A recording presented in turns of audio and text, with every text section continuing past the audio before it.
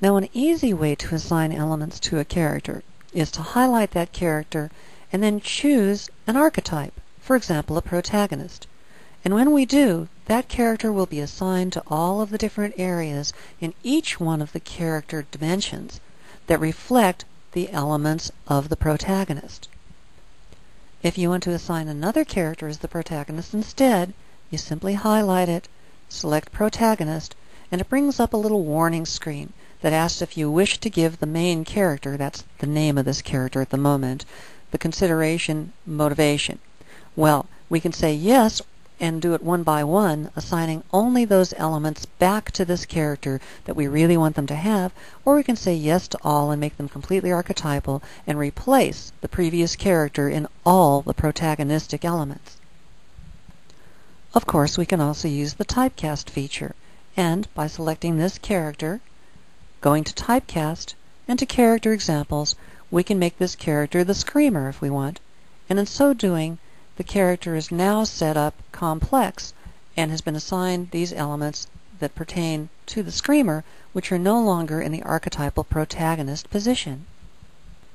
When a character has been assigned to a particular element, clicking on the character in that position will bring up the opportunity to make notes about how that character is going to represent that element in the story.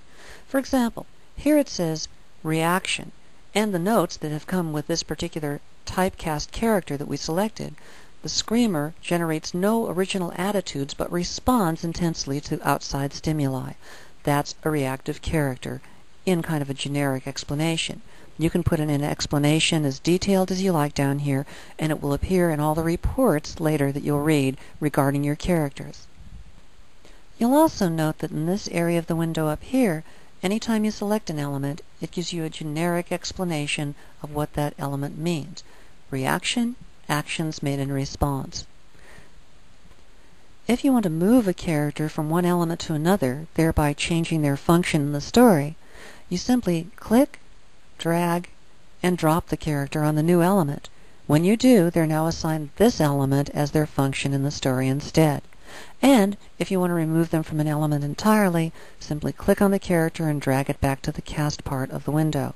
It's now gone. You can also take a character and drag it from an element where you don't want it and put it on top of an element where another character already exists. And when you let go, this character will supplant the earlier character in representing that element.